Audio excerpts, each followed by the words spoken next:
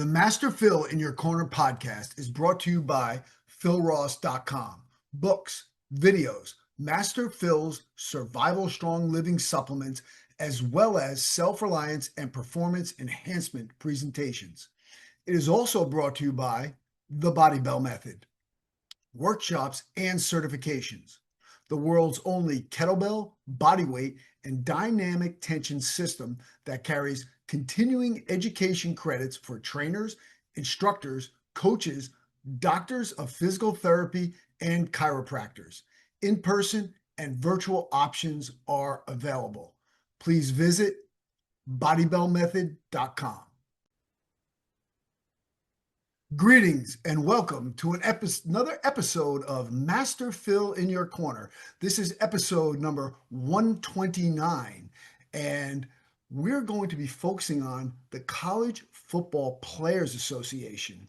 Our guest today is the esteemed Dr. Jason Stahl, and we're going to get into his whole background and everything, but first we're going to do a couple of shameless plugs. Don't forget to check out the Body Bell Method. It's the world's only kettlebell body weight and dynamic tension certification that carries not only credits for continuing education for trainers, instructors, and coaches, but also for physical therapists, for chiropractors, and a lot. So in addition to that, we have several books out. Check out philross.com. We do have the Exercise Snacks book, Fitness 5 Minutes at a Time. It's available for only $2.99 in the Kindle version on Amazon. And then coming in November will be Managing Back Pain for Dummies. Well, without any further ado, let us welcome our guest, Dr. Jason. Welcome to the show. Thank you so much, Phil. It's been a long time since anybody's called me that, but I'll take it. I'll take it. So tell us, the College Football Players Association, obviously there's a need, but what got you into this in particular? Like, why, how did starting these organizations is extremely difficult. I've been in some stuff involved, some things for fighters and wrestlers and so forth, but college football players, it's a difficult thing because it's also transient and it's for a very short window of time, right? Yeah. Yeah, that's it. I mean, in many ways, Phil, I swear I am the unlikeliest candidate for this. Like, he started out as Dr. Jason Stahl. I mean, Yeah. so yeah, I was a faculty member at the University of Minnesota 10 years ago. Yeah, let's just put it at 10 years ago. If somebody had said that I would be running this organization 10 years later, I would have thought this is absurd, right? I mean, I didn't even watch college football 10 Get years out of ago, here. right? I wasn't a fan. I was just, I mean, I was into different, we talked offline, obviously, into different sports, into different fitness stuff. But like, yeah, for me, this was like a foreign world. But I taught different class. I mean, there's so many different classes I taught over a 10-year career at Minnesota. But I had football students as students, right? Football players as students, the quote unquote student athlete, right? And I think in my classes, I just found them interesting. They had very interesting stories. They came from all over the country, obviously brought racial diversity to the classroom. And, very often we wouldn't have that. Many of them from the South. They just had very interesting stories that your normal student didn't have. And so I just kind of took interest in them. And a lot of these were freshman classes. So they were doing sort of kind of easy writing assignments, like get to know you type of stuff. Yeah. And yeah, they were sort of like 2000. I really started to take interest, I'd say 2014, 2015. And I was like, man, these guys have such interesting stories and are telling me very, let's just say, revealing things about their lives as football players on campus and just how hard it was. It truly was a job. And I thought, man, these guys are being overworked. It just seems like the reality of this is very different than is being presented to the public. Yeah. And so I took interest in it. And so My first book was published in 2016. It was just a history book that I had, spent years researching, and I was looking for a new book idea. And so What's the I title? thought What's the title of the book? the title is Right Moves, the Conservative Think Tank in American Political Culture since Really? 1945. Yeah, that's Wow. that's I know. I think I have to read that book. Yeah. Pick it up. There's my shameless plug there too. And Yeah. so The right yeah, move. so I mean, you can tell, like, just even from the title of the book, this Yeah. is completely out of left field for me. But I was not housed in the history department. I was housed in a college of education and a couple of different departments there. Mhm. And I thought, boy, this would be a great idea for a second book. For this, like, I could make a research book, sort of anthropological study. I'll do a bunch of interviews with these guys, and it can be anonymous. We can get it like the real truth of what this is like, let them tell their stories, so on and so forth. That's it. That's how this started. At Minnesota, then we got a new football coach in 2017. He's still here. And a lot of these guys who I'd been interviewing started telling me things that deeply concerned me. So, long story short, I become an advocate. I become what many people would call a whistleblower. I bring a lot of this to the attention of administrators, both within the athletic department and also within central administration at the University of Minnesota. And Mhm. I think this is a learning thing for me where I was naive. I thought, okay, if I tell people these things that I know and they come right from the sources, that is the players themselves, boy, people are going to like sit up and take interest. It's not that, I mean, some people did express concerns. There was, I think a couple of individuals who really wanted to make something of this and were as concerned as I was. But I think overwhelmingly the reaction was, oh boy, we got to shut this down. We got to make sure that none of this gets out to the public, that this is all kept internal. And that's Let me, kind of what let me, happened. So yeah. COVID hit. We have this similarity then. COVID hits 2020, Mhm. and I lost a leadership position I had on campus. I do believe this is directly tied to my advocacy work. This is all online for people to look at. If, as far as I'm concerned at this point, it's water on the bridge. My life is way better than it used to be, and I'm fine with what happened. But there was a long period, obviously, of struggle and trying to decide what to do with my life. Do I exit the university? That is what I ultimately did.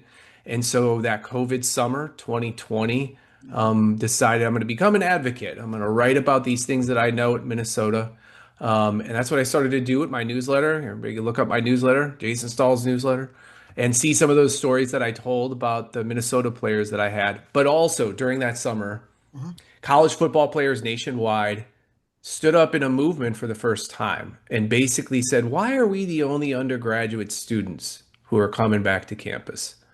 Everybody else is being told to stay home. Everybody else is told, oh, this disease is so dangerous that you got to stay home, except you football players, because, we need you to play football. And so I think what that showed was college football players are the essential workers of college athletics.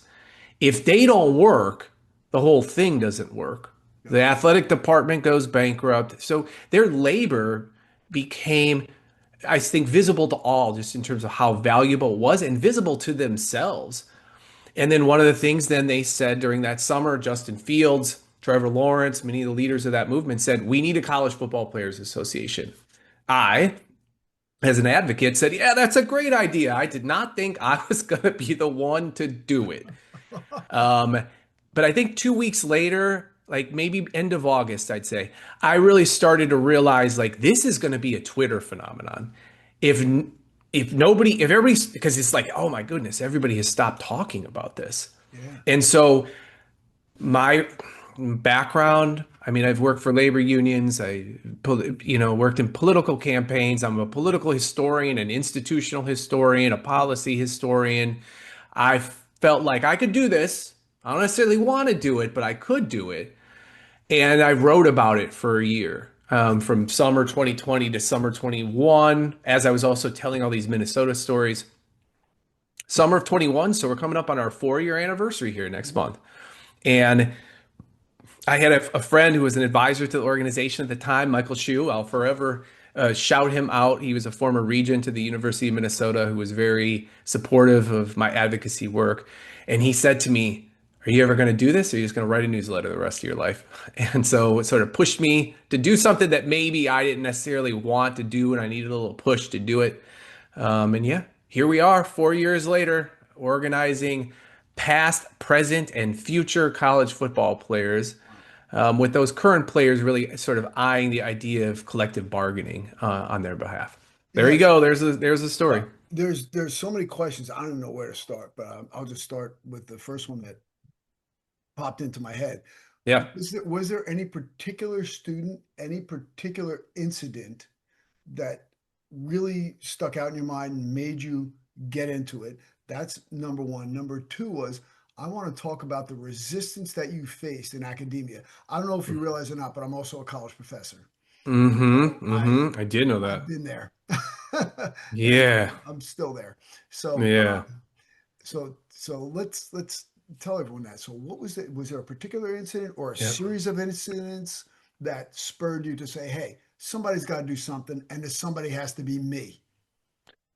Okay, so I think that yes, there is one. There's a student of mine, former student of mine by the name of Grant Norton. I've told his story online, but I would urge people to go and look it up. The story is Mhm. called "The Disappeared." Um, Wow. Grant, I had Grant as a student fall semester of 2018.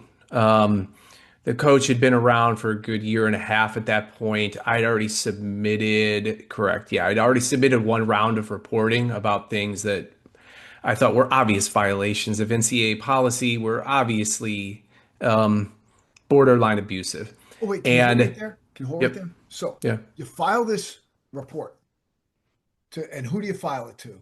And what is the reaction? And what was the follow up? Sure. Okay, so first report would have been filed late 2017, early 2018. Okay. I had been reporting to my superior at the time, who was an associate dean within Mhm. my college, so he sort of was being looped in. And then at one point he said, "I think we need to bring a lot of what you've compiled here to Yeah. what is called the FAR, the Faculty Athletic Rep on campus." Okay. This is a professor, another fellow faculty member, Mhm. who is responsible for he's a liaison, right? If other faculty members have concerns that they need addressed. So yeah, this guy is named Perry Leo. Perry comes to my office Okay. and he just asked me a bunch of questions, maybe 20, 30 minutes. We get maybe 20, yeah, like 25 minutes into this meeting. And he says, he puts down his notepad. I'll never forget it. And he goes, "Yeah, there's enough here that is concerning that we need to move this up the chain." And so I was like, okay, which is always what I thought, but then it was like having this sort of, somebody who's a colleague who says, "Yeah, okay. All right." Now at that point, then we moved into the compliance office, which at the University of Minnesota is housed in the general counsel's office. That's not true everywhere, but at Minnesota there is. Mhm. University of Minnesota athletics has had many problems over the past, I would even say, 25, 30 years. And so the administrators thought by keeping this in the general counsel's office, you can have some real external accountability. So I spoke with Jeremiah Carter, who at the time was the head of compliance, a couple of his people there, presented information I'd gathered from different students that I'd had. A lot of it was focused on their workload. A lot of it was focused on stuff that I thought was psychologically abusive. Mhm. And yeah, gave it all over. To Jeremiah's credit, I do think he took it seriously. But the problem with the system as it's structured is that he needed to talk with the players who had given me the information, and he assured me they're gonna get that anonymity. Nobody's gonna find out where this is coming from, right? And so I took it to these players, a couple of them, and I said, "Do you guys want to go talk with these guys?" And at first, I thought they were going to, and I was like, why don't you go talk with your parents first? Like, I'm a little uncomfortable you doing this without talking to your Yeah. parents. So they did. Mom and dad, said, "Nope, this is not happening." And so at that point, compliance, I think, was inside the facility for 2, 3 weeks. Guys told me things were very different those 2, 3 weeks when compliance was actually watching. Um, and then they stopped watching and things returned to how they were. So I had Grant then, maybe 6 months after that. So he would have started being my student September of 2018. Okay. I had Grant as a student for 3 weeks, and then he disappeared. And that's why I called the story The Disappeared when I told his story. What I saw of Grant was a young man, he was 18 at the time, I believe, Mhm. in immense distress. He had lost a lot of weight. I learned later he'd lost about 60 pounds over the course of 2 months. This is an offensive lineman, so this is Wow. leads to significant physical change that I could see, right? I like this is and he came up to me the last interaction I had with him. He came up and said something to the effect of like, "I'm not going to be here for a week because I need surgery." And my esophagus has been damaged. I'm also having extreme anxiety, and he did not look well. He did not look well. Um, and that's the last I saw of him. And then maybe a week and a half later, my superior came to me and said, "You know, you had a student who unenrolled already?" And I said, "Who?" And they told me it was Grant. And he said, "You know what happened to him?" And then I told him about the last interaction I had with him. Yeah. But, there's a big red flag, especially he was a scholarship player, right? And so first recruiting class of the new coach. So it's like people were like, "What is happening here?" Right? And there's a couple small media reports, and a lot of people sort of just nobody knew what happened. Um, I went then after I lost my job, summer 2020, Mhm. um, August. I made my first trip to Lake of the Ozarks, Missouri, to talk with Grant and his family, and I found out the full extent of what happened to him. Um, and yeah, it's nothing anybody would want to happen to their son. And I think he went through a mental and physical health Mhm. crises that I urge people to read the story. Again, it's called Disappeared if you want, the full details. Disappeared. Um, but yeah, harrowing stuff. That first recruiting class, again, big red flag for me. First recruiting class, you had 26 individuals. By 18 months into those individuals being on campus, you had six of them so incapacitated from injuries that they never were going to play the game again. And they never even played a game of college football. So what that means is their welfare was so in jeopardy just in the sort of practice environment that six of them, again to this day, will no longer play the game ever again. These were scholarship players that everybody was celebrating. And so yeah, this is a big eye opener for me, right? In the sense of like, why does it, just a base level question, why don't Yeah. people care about this, Well, right? here, let me ask you. Okay, so we know Yeah. that hey, this is more. These are collision sports. You know, this is not just contact. People say contact. Like basketball has contact in it, which is tough enough. But Yep. these are collision sports like Yep. wrestling. Combat. Yeah, you have hockey. We have football. So we know that there's going to be X amount of injuries. Yep. But how did these kids get injured? What were their injuries, and then why are they so debilitating? Was it the care that they got, the care that they didn't get? Was it the training methodology that was employed or wasn't employed? How do we get to this point, and where are these kids now? I don't know if you know. Phil, these right here, the questions you just asked are the questions I always wished were asked, right? I think like so often when this has been reported on, obviously all these things have been reported on, not just by me, but by, mainstream news organizations at this point. And I think the blowback I get is like, well, football is a dangerous sport. Football is not a safe sport. And I'm like, right, I get it. Yes, I agree. Football is a dangerous sport. You can only make football safer. You're Yeah, never going to make it safe, right? right, right. Just MMA, we know all the sports that figure into this. I'm not saying football should be ended. I'm not saying football can be made safe because I know it can't, but it can certainly be made safer.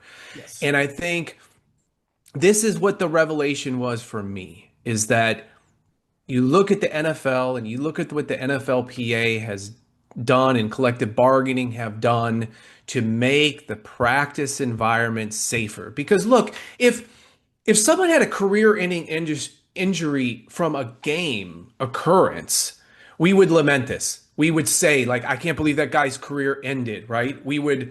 Everybody would be heartfelt for this individual, but we would also say, this is going to happen in football. Like you can't eliminate it from the sport.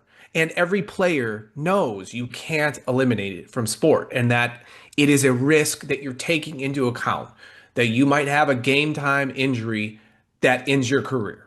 Right. Okay. Now, what I focus on though is the practice environment, which is controllable, which the NFL has proven to us is controllable. The amount of padded practices you have, the amount, what the off season looks like or doesn't look like, right? How many fully padded, fully contact practices you're allowed to have, what those practices even look like though in reality, right? Having seen them, right? You contrast this to what practices look like at basically every college in this country, with the exception of the Ivy League and maybe some coaches then who have instituted their own personal reforms to the practice environment. Mhm. And they could be so much safer if you literally brought them in line with what we see in the NFL. We would see so many less medical retirements in the sport. We would see so many less debilitating injuries, right? And I think this is the bread and butter of our platform for change. Like, what do we want to see change about the game? We really just want to bring it in line to, like, from a health and safety perspective, to where the NFL is. We want to make practices like the NFL. We want to make sure that guys have true independent medical care. I know you had on Dr. Scott Lynch in one of your episodes, and Dr. Lynch is now on our board because we want to have experts who can craft enforceable policies that a guy gets second opinions, that a guy understands that, you know, this is their body, this is their mind. They have independence over it, and they can get the medical opinions that they want. Too often in college, that's not happening. What you're seeing is like what happened with Scott Lynch, with Dr. Yeah. Lynch, where he treated Penn State football players. He had a program of recovery and rehabilitation for them that then the coach and his underlings worked to undermine, to push and force guys back into play, and then ultimately to get Dr. Lynch fired from his position as Penn State football orthopedic surgeon and have him replaced with someone that was more compliable to the demands of that coach. I'm not saying every coach is like that, but I'm saying we do have a pretty systemic problem in college football Yeah. of what the coach wants will happen. The athletic department does not, I'm sorry, the athletic director does not control the department. The football coach does. So if you have an individual in there that is a caring individual that deeply cares about the welfare of their players, they can, of course, enforce medical standards we would all want to see enforced. But too often, what you have are coaches who do the opposite, like we saw in Dr. Lynch's case. Wow. That's it's really disappointing. And I really don't understand why we have this knowledge at hand with the NFL. I mean, I don't know if you know, but I've been on site on NFL teams and done some training. Um, No. and you know, why aren't we adopting these training methodologies on the college level? Hmm. Hmm. What is it? Is it just the coach? He thinks it's too easy on the players, or I mean, you don't have to beat someone up to make them work hard. As a matter of fact, it's a lot better to work smarter Hmm. and not get banged up in practice. Hmm. I mean, Hmm. because look, you only have so many reps in your body. Hmm. Yeah. And if you wear those reps out, if you take it to a certain level where you're opening yourself up to injury, complete fatigue, you're stressing the ligaments, tendons, joints out, and so forth in the wrong position. Look, the thing is, like, you look at all these different injuries that we have for these uh, college athletes. Like, there are injuries out there that I never saw when I was coming up, and now they're Yeah. becoming commonplace. Why Yeah. is this? Okay. So I think two separate questions here. So let's take that end question first, right? Why are you seeing maybe types of injuries you didn't see in the past. Why does college seem to be so much worse than the NFL, right? Okay, so it's a twofold issue. I think there is a cultural problem that you sort of hit on, this sort of old school football mentality that because of the full professionalization, collective bargaining agreement, NFLPA at the top, the highest level, you've kind of done away with that. And like coaches understand, it's just like these are adult employees, and you got to like treat them like that, right? And so it's just so culturally, it's a very different environment. But overall, of course, I mean, you're a trainer yourself. Like the way in which guys have been, you look at a football player in 1980 and a football player today. I mean, my goodness, right? We've got 330-pound men who are like running faster than I can, right? And so it's like we know like the how big, how fast, how strong this can lead to then, injuries that we wouldn't have been of commonplace, let's say, 30, 40, 50 years ago. Okay. So there's that. But I think the more complex issue here in college is that we are now in a middle space between the amateurism of the past, which was always fake. Okay. Yeah, Like yeah. Let's it was face it. always amateur, student athlete, amateurism, all the while. It's like plenty of people are making money off this industry. It's just not the players, right? Until very, Right. very recently. And so now we're in this middle space from amateurism, but we're not quite fully professional either. Like you still have the NCAA saying they're not employees, and we need a federal law to say they're not employees. But now we're paying them, Yeah. and we're paying them for their NIL. So they sort of twist themselves into knots. They want everything, They right? want They everything. want Yeah. they want control. So then end up twisting themselves into these sort of intellectual knots. But here's the thing, Phil. I think the main problem, why do we still have the health and safety concerns? Why is it not like the NFL? Why is college football not like the NFL? Because the club is the school. And historically, the school has been sort of synonymous with the players. So it's sort of like, oh yeah, we're a family, and like maybe the coach is your father figure, or maybe it's something that isn't like a boss worker relationship. And so like we're with you, like we care about you. And so as opposed to what happens at the pro level, which is like you can have a boss that you like that Hmm. cares about you. You have a club that employs you and gives you, you have your individual contract, but then of course you have your group collective bargaining agreement through the union. Hmm. So there's layers of protection and separation Hmm. between the club, which is looking out for its own interests, Right. right? Right. And then the players collectively and individually who are looking out for their own interests through the union and then through their individual representation. And sometimes those overlap, but sometimes they don't, and it's just like a normal workplace. College is still not that. That's what we need it to become. We need the players to see themselves as a fully independent, autonomous entity to then accept us as their players association and then move towards a collective bargaining agreement that would then be enforced by us. Because the school, the NCAA, and the conferences, you've got all these regulations, a book this thick of regulations, right? Yep. Well, who cares? If nobody's enforcing it, it doesn't matter. It's just like any laws. If the laws aren't being enforced, they don't matter. They don't And matter. so, right. And so we're trying to basically become the new enforcement mechanism that is going to make possible the health and safety environment that we see in the NFL. I'm going to get into the pushback that you probably Yeah. face on a daily Yeah. basis. But I did want to bring something up when you're just talking about the health and welfare of the players.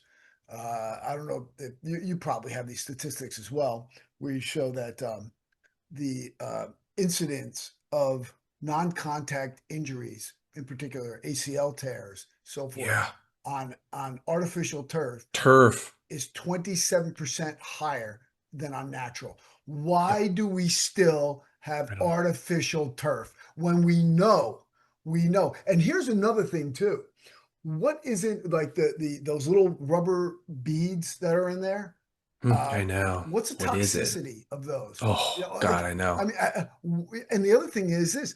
Now, how do they clean that? Because stuff resides there. People are I sweating, know. snotting, bleeding. Now, all this stuff is festering in there. You know, Yes. I, look, this stuff it just amazes me. Then you wonder why someone falls and scrapes, and then they get MRSA.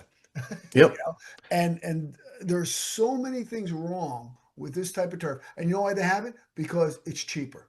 Yep. We all know why they have it. I Right. mean, and yeah, I couldn't agree with you more on everything you just said, including all the questions you're asking, which anybody, I mean, I said, watch a football game and I'm just like, I don't know. I Yeah. don't like my kids play on that crap. And if it's at a playground or something, Yeah. like it's just like, oh, it's all old tire parts. Like, what? Really? Like, How is is that this? good? I don't, yeah, I mean, and you breathing it in. I mean, I Yeah. remember seeing fairly recently about there's some type of lawsuit on behalf of, I know former MLB players who had to play on what we used to call, you and I being old enough, AstroTurf, right? Yes. And so I think, yeah, people are starting to kind of wake up to the fact of we know, like, okay, you set all that aside. Let's just set aside the long-term stuff that we truly don't know. Right. Um, the short-term stuff we know grass is safer. Everybody knows grass is safer. At the NFL level, I know this is NFLPA has a new executive director, and I know is really pressured to kind of take this up as their main initiative now heading forward. But man, does it not make sense to me at that level? Like, my goodness, they are awash in so much money. I mean, I know there's the question of, like here in Minnesota, we've got our dome stadium, Yeah. right? And so it's like, okay, yes, there's legitimate questions of what you do in instances like that, right? And what's possible. I mean, but like, yeah, these open air stadiums that don't have grass, and you see all the Yeah. tires streak up every time a guy, slides, and Yep. yeah, the cleanliness factor. I mean, yeah, at least you know what turf is. Oh, it's getting rain, or grass. It's getting rained on. It's getting cut. It's getting treated. It's getting all this stuff. Yeah. Yeah. But like, yes, yes.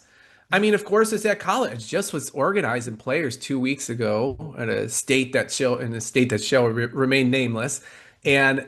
Um, yeah, one of the guys said to me they play on grass, Yeah. and they don't have enough fans in the stand. So he says, it's weird sometimes because I used to be at a school where we had packed house, Yeah. and then to come here and you're like half full. He's like, but man, one thing I will never miss about my old school is we had to play on turf, and now we get to play on beautiful grass. Yeah. That's, I'll tell you, here's another thing too, is that, you brought something up and you said about the players in the 80s and the players now. Okay. Yeah, You know what? We have faster, stronger,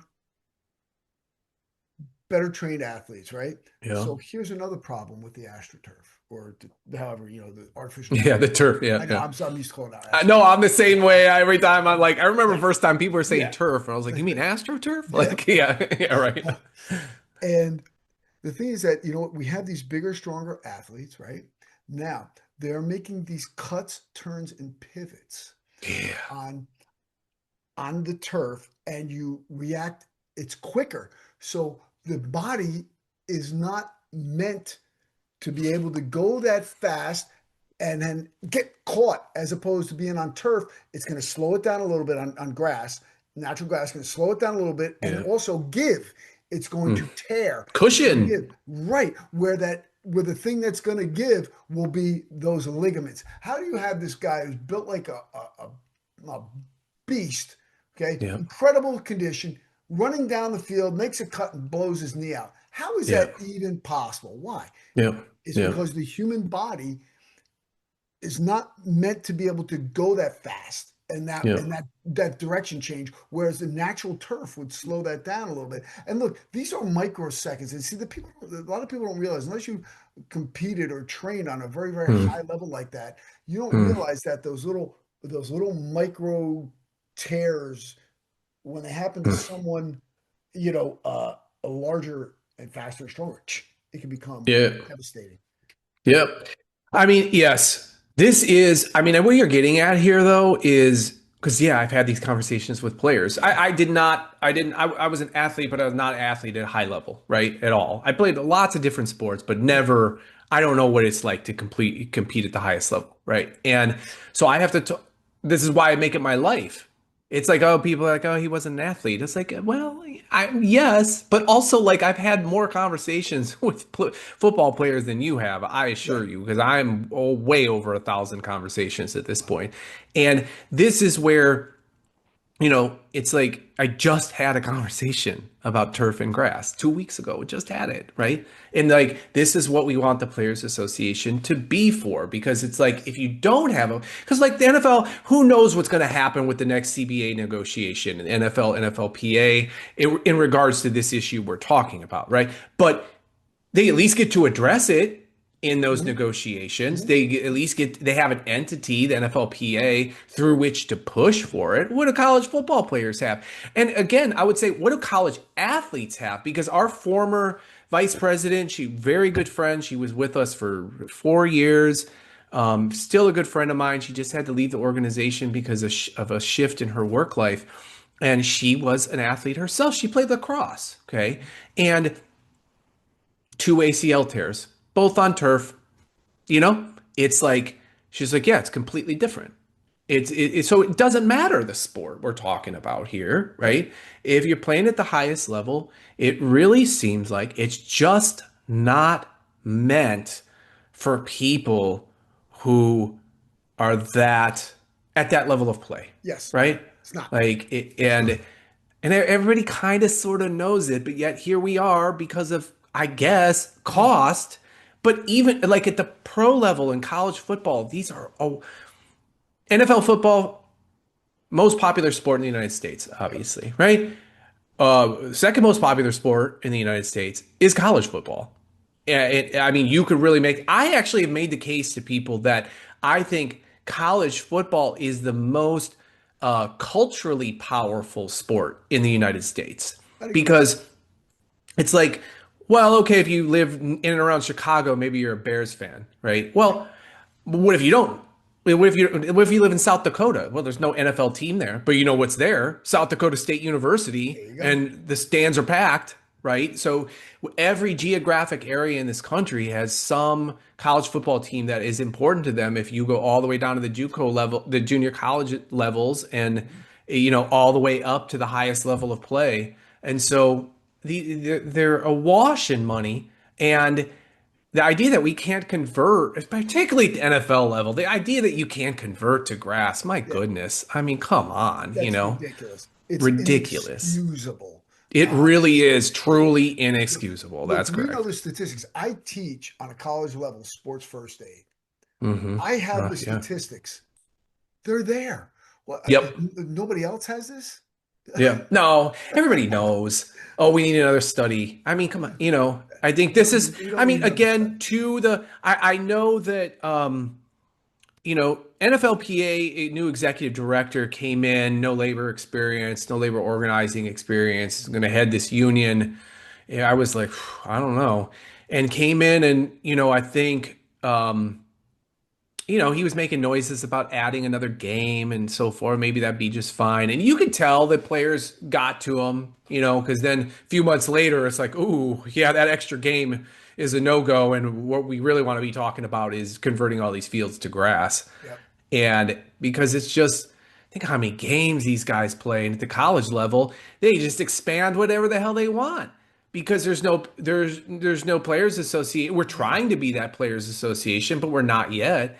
And they can just do whatever they want in terms of adding games. So the college football playoff expands from 4 games I'm sorry, 4 teams to 12 teams. 12. Now they're talking about expanding to 16 teams. Well, then that means you've got a pro schedule for college players.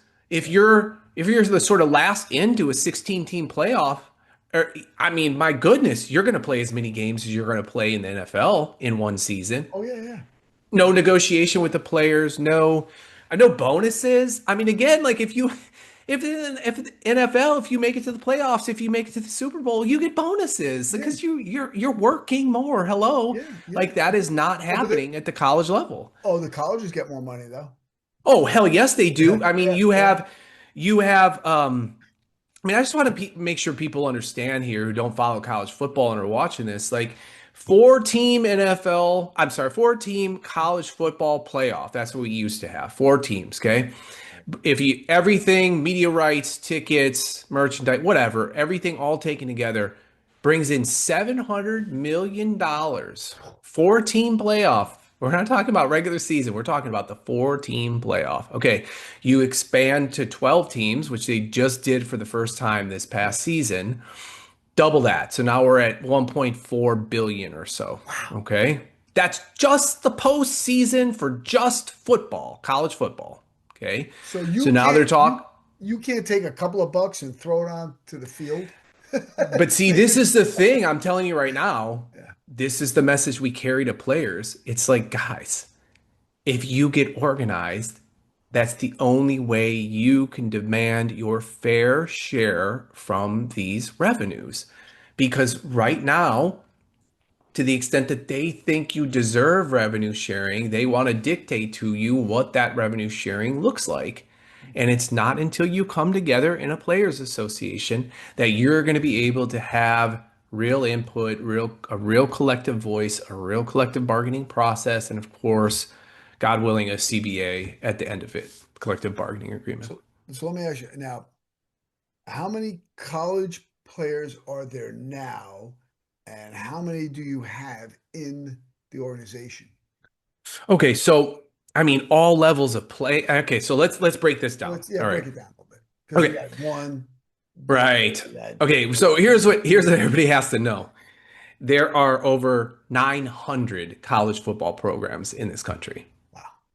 Okay, because that's if you go top level of play is FBS. There's 134 teams, 135, and that's FBS level Division One football bowl subdivision. Within that, though, there's two different tiers. There's what we call the Power Four conferences. That's the Big Ten, the Big 12, the SEC, and the ACC. ACC. Okay. All right. Then we have Group of Five. That's the sort of second tier of the FBS level. That's all Division One. The NCAA doesn't really have anything to do with any of that anymore. Like it's all controlled by the conferences and the CFP, the College Football Playoff Administrators. Okay. So then you move down to Division One FCS. So that's the next level down. Okay. Again, like this is, the most prominent schools in this category would be like South Dakota State, North Dakota State, right? These are your powerhouses within that tier. Then you go down to Division Two, Division Three. There's also NAIA. There's the JUCO networks, right? The junior college networks, and it adds up to roughly there's like 80,000 current college football players in this country. If you all levels of play, again, right? A lot of players. All right. So what we have been focused on at this point Mhm. is not overall membership numbers. Like we could be trolling social media to add numbers to say to a guy, hey, become a member. Because for our current players, there's no dues. So there's really no like drawback to them Yeah. becoming a member. What we have made the decision since the beginning because of two things, because of resources and what we have and what we can commit to this. Mhm. But then also tactically, strategically, have been making the decision to organize teams and to really try to get a team, a single team, what we would call a chapter, to sign on to what we're doing, to say what? To say, this is my players association. Okay. So we had our first bite at that apple with Penn State in the summer of 2022.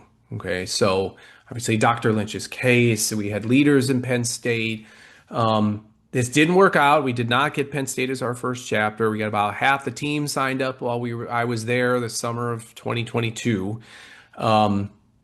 But ultimately it did fall apart. It did help us though in the sense that it leveled us up. People took notice, like, okay, we almost had this success here. Since then, I can't tell you the schools, but there have been now four schools after that we have tried to do the same thing and are still at the point now where we're trying to find that first chapter. Because the big problem there's a twofold problem in college football. Threefold. Guys are around for a minimal amount of time and they're Right. young. Yeah. So the education thing is tough. Okay. Number two, very often they move a lot now because there's no longer restrictions on their ability to transfer, which is good that Mhm. they can have labor mobility in the sense that anybody would want labor mobility. If I don't like my job, I can go find another job, right? Right. But it creates organizing problems, right? If you don't have a kind of static workforce. And then also just, like fear, I guess, for lack of a better word. You have guys who are like, well, now they're making NIL money. And it looks like, because of lawsuits in California that just got approved, a settlement for them, they'll even be making revenue sharing money from their schools. And it's like, well, I know there's still problems that exist in college football, but do I really want to get involved here in creating systemic collective change? Is this really worth the limited time that I have here? And the guys think, I'll get my union when I go on to the pros, right? They all think, like I had a player who said to me the other day, he said, a guy could be a six-string backup and he thinks he's going on to the NFL. All right, well, the real figures are if you are an FBS player, so again, that top tier power four Mhm. group of five, Right. you got about a 10% chance of playing in the NFL. All right. So that means you got a 90% chance of not playing Wow. in the NFL, I'll take which those means odds. what I say to guys is like, hey, Lord willing, you're going to be among that 10%. But boy, what if you're among the 90%, then that means your football career is over after college. And don't you want to maximize what you're getting here? Don't you want maximum revenue share, health and safety protections, retirement benefit, benefits when you're done? And so that's the case we have to make now. It's a little bit more complex than it was, let's say 6, 7, 8 years Yeah. ago. What is their major apprehension? I know you said fear. Are Mm. they afraid of how the coaches are going to view them because they've joined your group? I think that, yeah, for sure. I think that I think this is a big misunderstanding in the way the industry is now. Because I think a lot of fans, a lot of sort of casual observers of college football, maybe look at college football and say, well, players are super empowered now. They can transfer anytime they want and they get NIL money and this, that, and the other thing. Again, it's just like American society. You got like the top 10% who, like the top 10% of players, and they do have individual power way more than they used to. And I would never deny that. I think the situation in many ways is actually worse for the other 90% now. Because what fans need to understand is that things like the transfer portal are used by coaching staffs to jettison players they no longer want. So it used to be kind of sort of hard or at least challenging, or you had to do it in the dark in terms of getting rid of guys, running guys off that you didn't want. Now, we had the coach of Colorado ran off 90 players and the NCAA didn't make a peep about it. They acting like they're concerned over guys not getting the full value of their scholarships. Yeah. Complete BS. And so I think that, you know, yeah, there is fear there. There is fear that like what little they have. So a lot of guys, like let's say you're part of that 90%. Yeah. Well, maybe that means you're at a group of five school and you're making 20,000 bucks a year. Okay.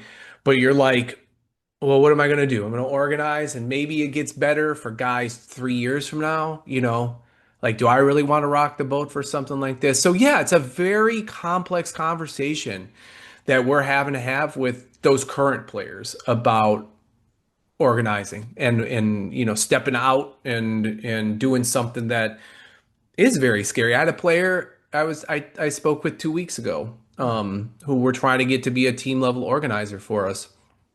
And he goes, well, aren't you afraid doing this? And I said, me? And he said, yeah. And I said, I don't have anything to fear. I said, I already got everything taken away from me that anybody could Yeah. take away from me. And so Right. like I lost I was at Minnesota. I got my PhD at University of Minnesota. I was at University of Minnesota for 20 years. Okay, from 2001 to 2020. I had hundreds of people. I was in all sorts of different departments and Yeah. units and so forth. I had tons of people I thought were friends. How many were around when this shit hit the fan? I mean, I can count on one hand. And so, like I said to him, I say, but I look at that as like as a blessing in disguise now because those people weren't my friends anyway. You Right. know, like if they're not there with you through thick and thin, they're not your friends. And so, like, I know who my real friends are now. And I think that and I do believe, I my faith grounds me. I do believe I see God's hand in this work that we're doing. And I came to, I came to Christ, fairly, late in life. And so I think, yeah, there we go. I saw, yeah. And so I think that, yeah, I got mine's lands down here though. There we go. And so I think that, yeah, I think that for me, those are my values. This is where comes from. I do believe, you have a mass of players who are great massive players who are being taken advantage of and exploited. Well, And I believe that our God is one who despises those things. And so I think that that's why I'm mhm, doing what I'm doing. And so I tell them like you don't have to believe all that, mhm. but also like from what you're telling me on this team, things aren't good. So Yeah. like is like can they get any worse than what you're telling me? Because you told me some bad stories and your teammates have told you some bad stories. Well, And he looks at me and he goes, "Yeah, I guess you're right. It couldn't get worse." I said, "So like, I don't know. What do you have to fear, you know?" do you think that it might be might behoove you to go after as opposed to going after whole entities, going after individuals, and then building that from there? Because you can do it more in a DL, you know. Um, Say, hey, join this, use this when you need us. Um, but we're here, we got your back. You have a resource here. We can give you Yeah, information, so you can give them the information so they can negotiate themselves with these uh, college coaches. So you give them ammunition, and then if that, I'm sure you have attorneys involved yeah, in the yeah, organization as well. So they'd have a good resource that way. Might yeah. behoove you to go after the individuals. Oh, we are doing that. Yeah. Okay, So okay, yeah, just to clarify here, in terms of organizing and making a push towards collective organizing, yeah, we're focused on the team level. okay, But we have done, we've had more success with fundraising here. Dr. Lynch was very generous with part of mhm, his jury verdict in the Penn State trial, to give it to this organization. And so we're very grateful for that. Other sources of revenue coming in now that are, this summer we're going to really show publicly what we've been doing privately and not bragging about it, right? And yeah, saying, like, we've had a lot of players who have come to us in need. And that might just be, hey, they need to have a conversation with me or somebody else right, about right, trying to make a decision, right? Oh, yes, should I hit the transfer portal? Okay, let's talk through that, right? mhm, Now, we have done other things. We've reviewed contracts. We've gotten people free pro bono attorneys who mhm, need significant help beyond just contracts, right? And yeah, so we're going to start publicizing that a lot more here towards the end of the summer in terms of to making sure players understand that. And of course, you're going to get more individual members when you do that and you're yeah, able to do that work, right? yeah, That then could lead to the collective. So yeah, Phil, we're yeah. certainly thinking about that. So how do people get involved? Do they Yeah. do they go to the website? Do they call you? They send a smoke signal, carrier pigeon, Yeah. Bat signal. bat signal, put up Yeah, put a right, big right, right. helmet in the sky. That's right. That's our logo. You can see our Yeah. logo. Where's my logo? Right there. Right? Yeah, yeah. Yeah. Yeah. So, what are some of the best ways that they can get involved in it? And would you recommend that kids in high school going into college get involved? Yes. Okay. Great. Again, these are all great questions. So, you got the website right there, Yep. cfbpa.org. Everybody can see it. There's our socials up Yep. there. We got Yep. the old Twitter logo still. Yep. Everything's Um, there. yeah. So, I think I would say there's a kind of twofold thing here. If you are, I keep saying this phrase, if you are a past, present, or future college football player, we Hmm. are a fraternal association. We're a fraternity. That's our main nonprofit. We're not a union. Yeah. Okay. At some point, we may have a union partner. We may create a union ourselves. But right now, we're organizing guys into a fraternity. And Yes. so if you are a high school player who thinks they're going on to play college ball, if you are a current college player, or if you are a former college player, go to the website, sign up to be a member. That is, and then somebody will be reaching out. All right. And you can, the former players have been instrumental in providing pathways into their former schools and also helping us to try to create a grassroots fundraising mechanism because that's our only paying category of membership, former player. And $50 a year. But what we're trying for there is former players know why the game needs, they know how and why the game needs to be reformed, right? They understand why college football players need a players association. And so, Phil, there's almost 3 million former living college football players out there. And I always thought, well, if you can get 10% of those, that's a good, strong grassroots network, right? Of It's, everybody paying in $50 a year and getting some good operating expenses to hire organizers and do other things. And so, yeah, that's for past, present, future players. If you never played, I never played, right? But if you never played, if you're just a member of the general public who likes what you've heard here, and well, how can I get involved? There's two ways. You go to the website again. mhm. You can volunteer. We've always looked at this as a political campaign. Yeah.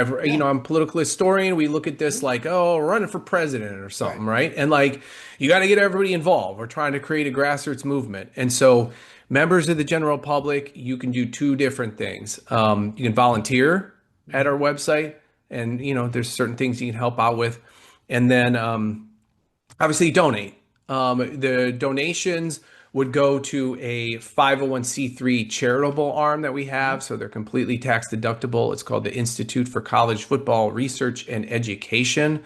We're going to be ramping up programming late in the year out of there. And so, yeah, people can help out that way. So, yeah, we're trying to create a movement here. We want everybody involved.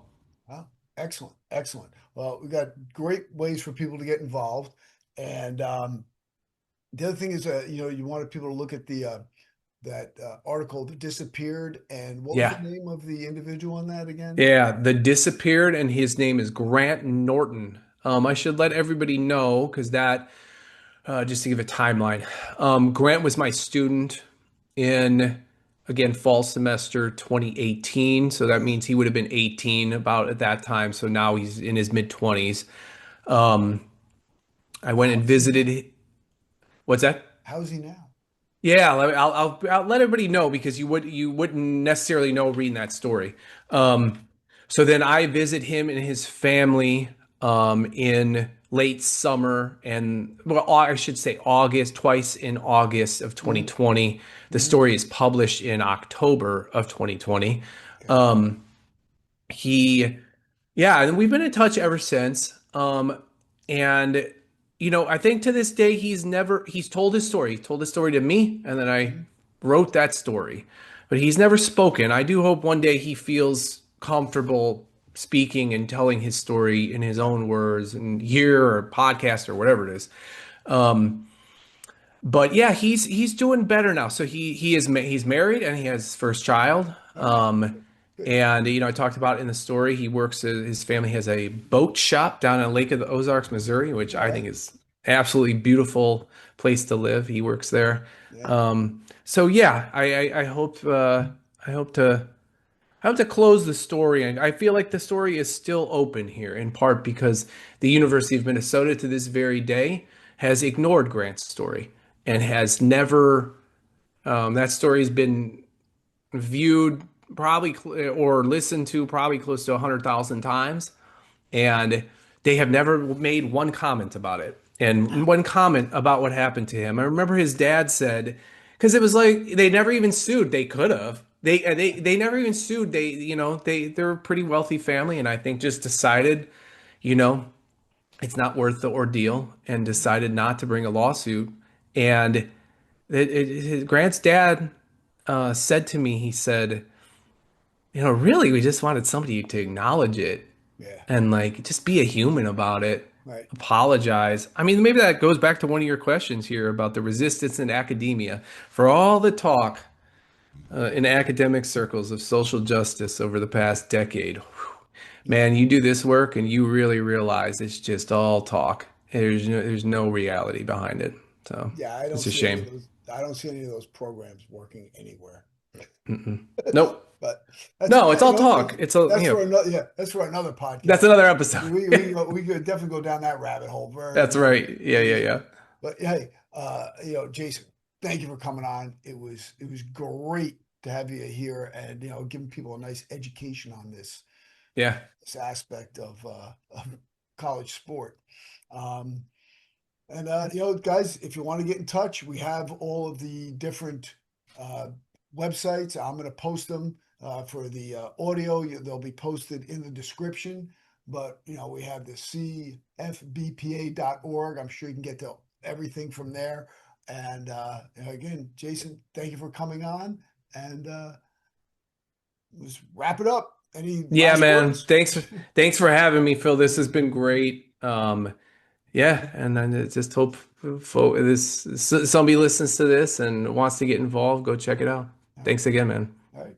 Strength and honor.